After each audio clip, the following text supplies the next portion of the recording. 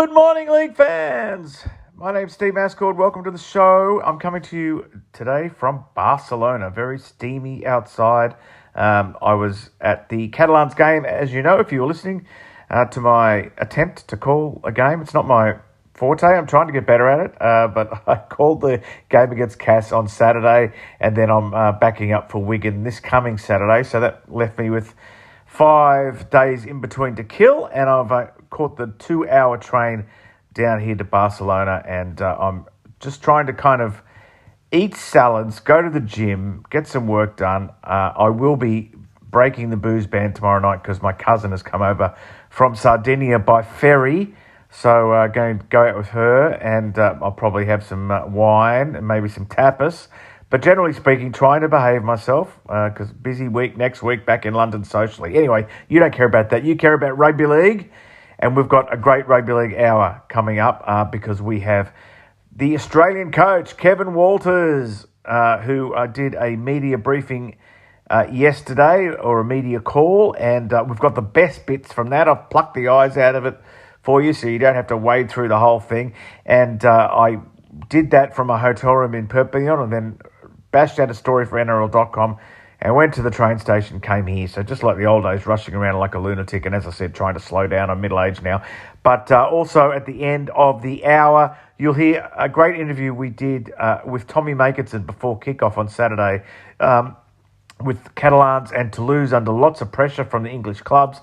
The clubs themselves are being very diplomatic, but the players increasingly are speaking out. So I think you'll find that to be a very interesting interview. Now, the thing in the news, the big thing in the news happening is there's been a change of coach at Gold Coast. Congratulations to Josh Hannay, who's got that job now. And also Adam O'Brien is said to be under increasing pressure at Newcastle. But the big story is obviously Brandon Smith and these two pending charges. One for providing insider information to an alleged drug dealer over team selections, and the other one is a charge actually relating to drugs. So, but the most recent news is that he's not being stood down by South Sydney, and he's also not being stood down by the Integrity Unit. That's an interesting one. The Integrity Unit isn't standing someone down for providing information about team selections. The Integrity Unit, I would have thought that was right at the heart of what they do.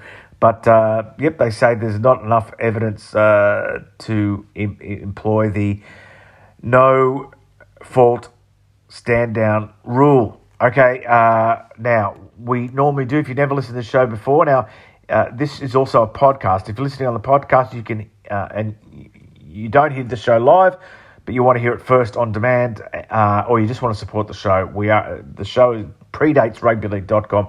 It's on patreon.com/White Line Fever. Now, Rugby League birthdays. We do that every episode, so let's do that. And our Rugby League birthdays are brought to you by rugbyleagueproject.org. Let's go through the birthdays. Former head of the RLPA, Kevin Ryan, is 91 today. Happy birthday to Kevin Ryan. Who else have we got here? Chris Beats from the Cronulla Sharks and the Sydney Roosters, also played in Lesignon. He's 50 today. That's a big birthday, isn't it? Happy birthday to Chris Beattie, 50 years old today. Damien Mostyn, former utility back from the Roosters and the Sharks, is 47 today. Who else have we got here? Niall Evalds, very good player in the UK game. He's played for Salford, Oldham, Barrow, Halifax, Castleford, Hull KR and Huddersfield. He's 32 today. Happy birthday, Niall. And that'll just about bring us up. Okay, Sylvester Namu, the Kummel. He's 25 today. Played for Newcastle and Castleford. Okay, coming up after the break, we're going to hear from the Australian coach, Kevin Walters. More from Kevin Walters now, and he did answer a question about whether Gordon Tallis would be joining his staff on the Kangaroo Tour coming up in a couple of months. However, late in the media conference, this was on Teams, and it was with about a dozen journalists. We were all asked not to report his answer. It was placed under embargo. So, but I did ask him as a follow-up whether the rest of his coaching staff had been appointed. No, we haven't yet, Steve. Well, that should be finalised by the end of this week.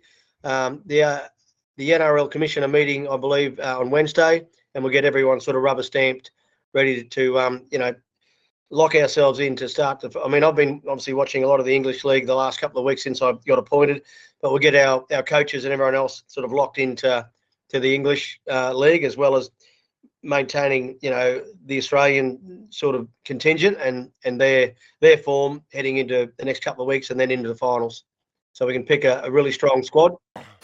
Now, with Mal Meninga quitting the Australian post in June, or being told he can't maintain it when he's also going to the Perth Bears, being told that by the Australian Rugby League Commission, and also a number of players deciding to represent Polynesian countries rather than Australia on this Ashes tour coming up in a couple of months. There is a perception that the Aussies are in disarray, that they're vulnerable, and that it's England's best chance to beat them in decades. Coach Kevin Walters was asked about that perception and what he thought of it. No, obviously I don't agree with that. Mal has done a lot of work in planning of the tour, so it's all basically planned out with as far as our hotels, training venues, recovery venues. A lot of the work has already been done for us in that regard. And as for losing certain players, well, that's a natural thing. That's been a progression in the last 4 or 5, 6 years, where some players have defected to other countries. I get that and I respect that. But I feel as a nation and as a country, the Australian Kangaroos have got great depth in every position. So we'll be taking 22 fit Kangaroos to England, ready to go to battle for the Ashes. And, I don't have any concerns around any of that, as long as the staff as well. So we'll be ready to take on England. I certainly understand the challenge of the task and the enormity, of it, because it is different from playing the English in Australia. The crowds are much more hostile. The English players, they seem to play much better, at home in their own venue. So it's a big challenge for us, but one that, we're all looking forward to, certainly. One of the reasons Brad Fittler turned down the chance to coach Australia was that he said a lot of planning was yet to be done in terms of hotels, training grounds, all that sort of thing. So the guy who did take the job, Kevin Walters, he was asked whether he was concerned about the logistics of the upcoming tour. Fortunately, Mal and the NRL have done a lot of groundwork there for us. So hotels, training venues and recovery centres and the like. We've got 2 or 3 of them on hold. So I'm in the process of locking them away with my manager and our person from the NRL in the next that'll be done by the end of this week, I would have thought. So we've got some places that are on hold. It's just about making decisions. I've just been getting around to a few of our senior players and just, obviously involving them in the conversation as well, so that they're all comfortable with, what we come up with, where to stay and where to train. Most importantly, the training venues and our accommodation is really important for our preparation, that we get it right for the players so that they can provide the ultimate performance on the weekend. We're in the process of organising that. So obviously we need the 13 on 13, and we've only got a squad of 22. So we'll have to get some numbers out exterior to that. But also there's a strong possibility that we'll be doing some work with the French side as well, some training runs when we arrive in London early in the week. So I know they've got a game at the back end of the week or on that weekend that we're playing against the English. So it'll be part of their preparation as well. So that's nearly across the line at the moment. We've just got to tick off on a few little things, and I'm sure that will happen as well. Hull KR's Willie Peters, Hull FC's John Cartwright, and Leeds' Brad Arthur have all been linked to assistant roles under Kevin Walters with the Kangaroos. Kevy spoke about all 3 of them and their achievements in the English game. I spoke to John just the other day after their loss, and he was sort of giving me some information, some inside information. Nothing really special, but yeah, John is one of the, obviously worked with John, at the Broncos. Willie Peters is having a great season, at Hull. I think they're breaking all sorts of records. Their defence, I've noticed, is particularly strong. very hard to break their line. So the English, defence, often said in England about, you guys like to attack, but defence is something that you don't focus on a lot. Well, that's obviously changed in the last 10 years, and particularly impressed with his work.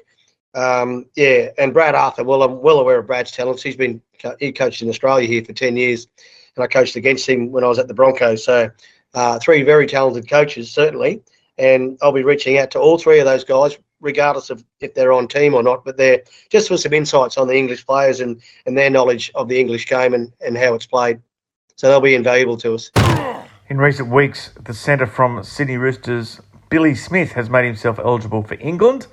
And another player who is eligible is the half for Canberra, Ethan Strange. Ethan's sister has already made herself available for England, but Kevin Walters, the coach of Australia, the Australian men that is, Jasmine Strange is his sister.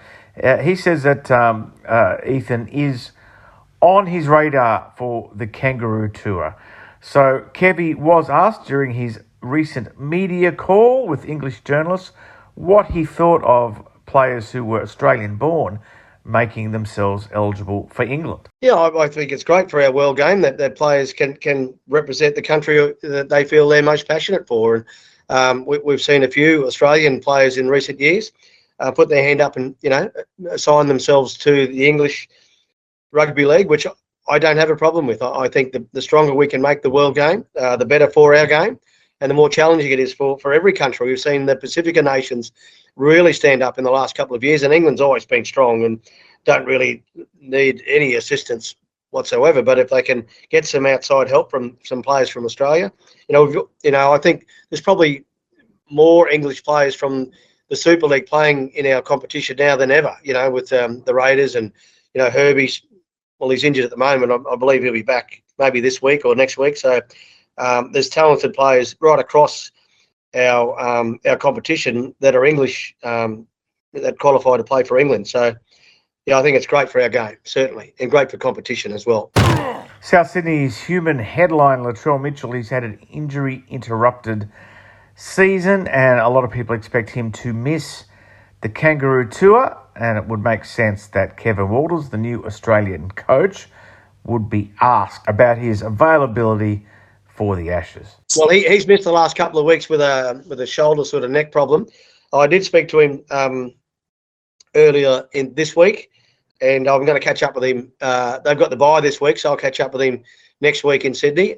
But from what I can gather, he was very keen to catch up and have a coffee, so that's always a good sign.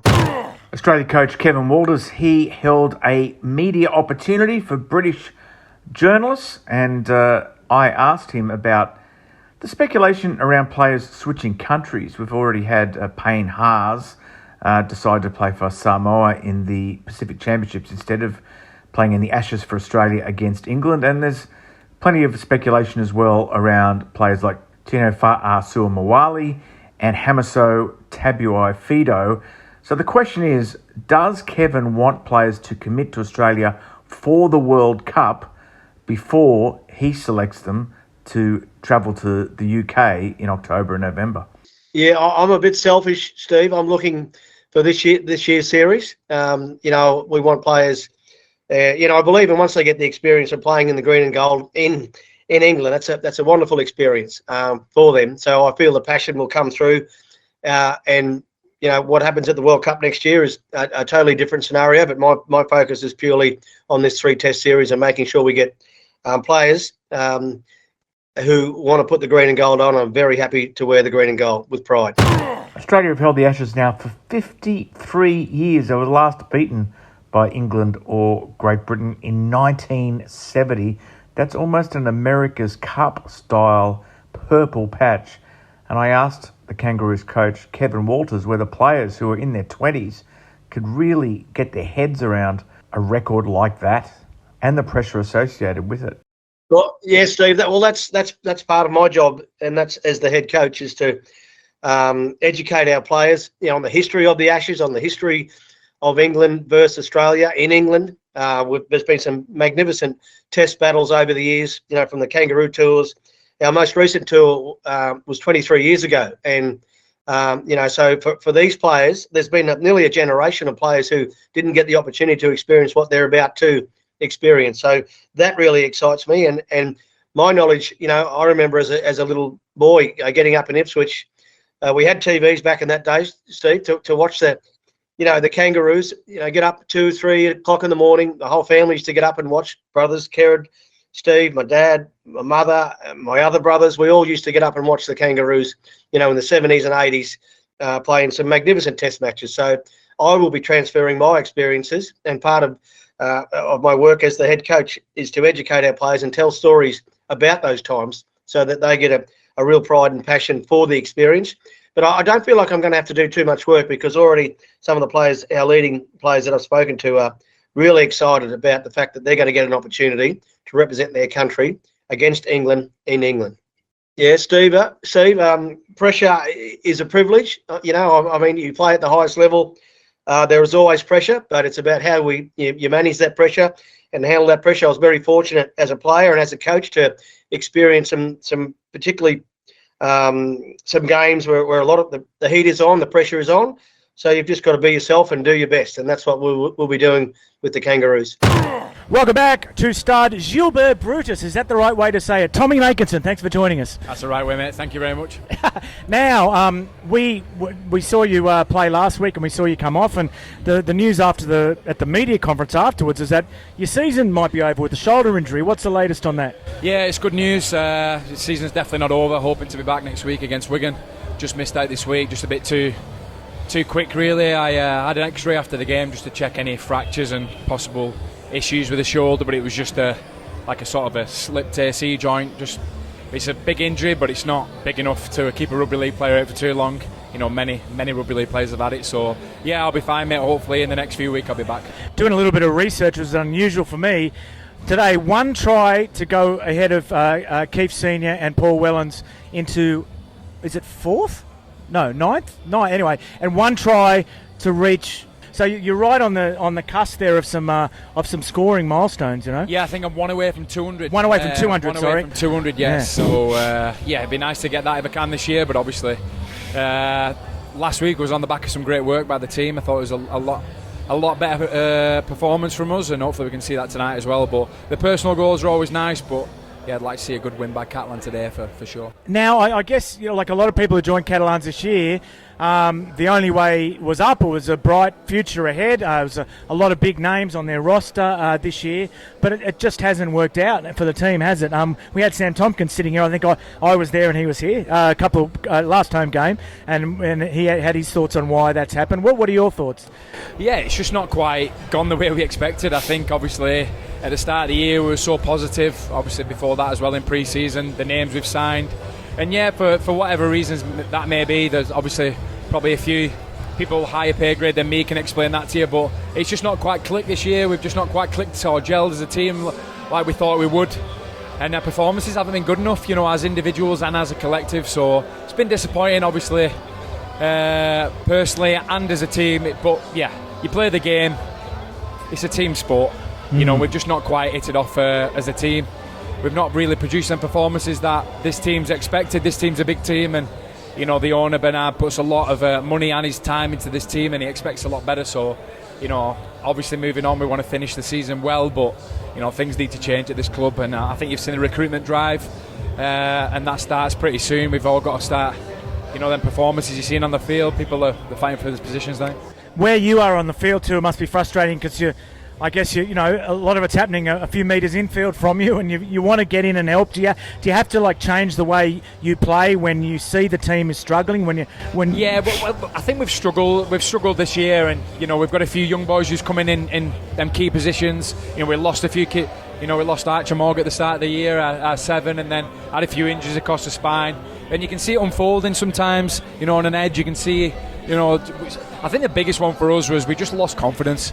And as soon as you lose confidence, you start playing within yourselves, and you can see that happening. And obviously, me on an edge who thrives off, getting the ball off people. We've struggled, and there's nothing more than I love scoring tries, and I've not done that enough this year, and hopefully we can get back to doing it. But yeah, it's just like I've said, repeated. Really, we've struggled as a team. This year it's not not being quite nowhere near where we wanted to be. So it's got to improve. Now, what about coming over here and your preconceptions of the club and the scene around the club? We're seeing the fans come in at the moment, the music playing in the background. Did any aspect of it surprise you from what you expected about, the whole scene, not just on the field, but the whole club?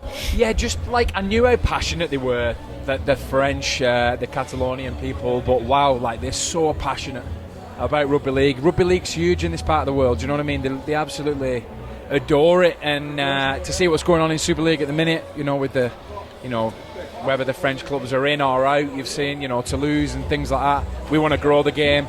People down here also want to grow the game and expand the game, and it's just not being allowed to happen. But yeah, I think they're so passionate. They love the rugby league. You'll see today, and you ask them Castleford fans and supporters when they go home, it's one of the favourite away grounds you can go to. So yeah, nothing surprised me really. I knew how passionate they were, but yeah, it hits home really when you see them on the street after the game, and when you're not doing too well or you have a good win, they're always there. They're pretty supportive as well. They had the report on the strategic review, and it did say to renegotiate the involvement of the French clubs. Now, it's been renegotiated a few times, and they seem to get screwed more each time.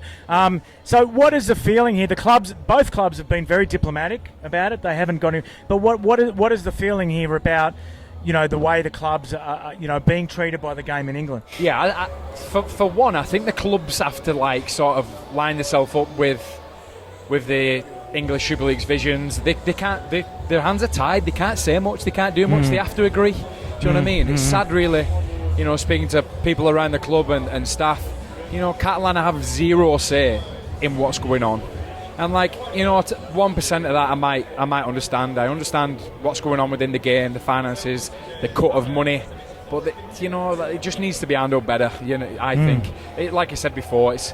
For me, speaking out, it's a lot above my pay grade. I get it, and I understand there's a hell of a lot of things going on. But come down here on a Saturday, on a Friday night, a big Super League game.